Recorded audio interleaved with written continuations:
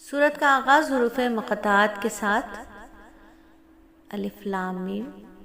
اللہ وہ ہے جس کے سوا کوئی معبود نہیں، جو سدا زندہ ہے، جو پوری کائنات کو سنبھالے ہوئے ہے۔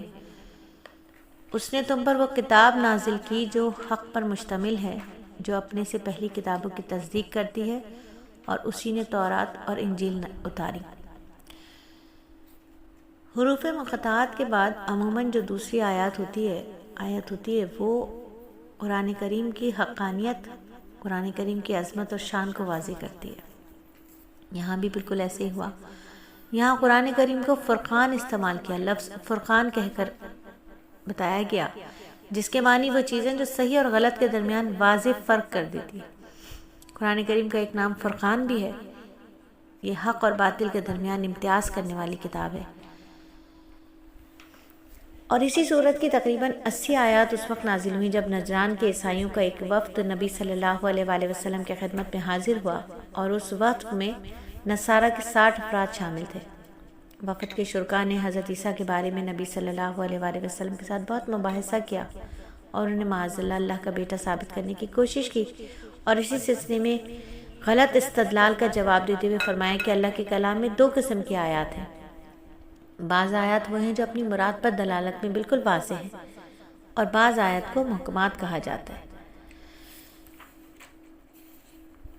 دوسری قسم کی آیت وہ ہیں جن کی حقیقی اور یقینی مراد اللہ کے سوا کسی کو نہیں معلوم۔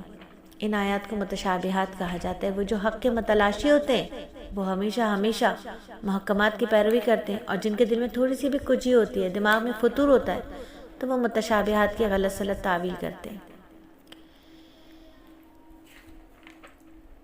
اللہ تعالیٰ توحید کی، جیسے اللہ کی توحید گواہی دیتا ہے، اور اسی طرح وہ اس بات کی گواہی دیتا ہے کہ اس کے نزدیک پسندیدہ دین اسلام ہے۔ یہود و نصارہ کا اس کی حقانیت کے بارے میں جھگڑا رہتا ہے، اور جو جھگڑا کرتے ہیں وہ سوائے انات کے اور کچھ نہیں رکھتے۔ پھر اللہ رب العزت نے اسی صورت میں انبیاء کے قتل کا بھی بیان کیا، خون ریزی کا، وہ جرائم جو انہوں نے کیے تھے اہل کتاب نے، ان جرائم کی مذمت کی، اور ان جرائم کا بیان ہے جس میں انہوں نے انبیاء کو قتل کیا، خون ریزی کی، اللہ کے نیک بندوں پر مظالم ڈھائے۔ مسلمانوں کو سمجھایا گیا اس صورت میں کہ وہ مومنین کو چھوڑ کر کفار کو دوست نہ بنائیں، کیونکہ اسلام اور کفار کے درمیان کوئی رشتہ، کوئی ناطہ نہیں ہے۔ کافر کبھی بھی مسلمانوں کے ساتھ مخلص نہیں ہوتے۔ آیت نمبر 28 تک فرما دیا کہ کافر کبھی بھی مسلمانوں کے ساتھ مخلص نہیں ہوتے۔ یہود و نصارہ کبھی بھی ہمارے دوست نہیں ہو سکتے۔ یہود و نصارہ کبھی بھی ہمارے دوست نہیں ہو سکتے، یہ فرما دیا آیت نمبر 28 تک۔ اگلی آیات میں سورہ عمران میں 3 عبرت آموز جو واقعات ہیں ان کا بیان ہے۔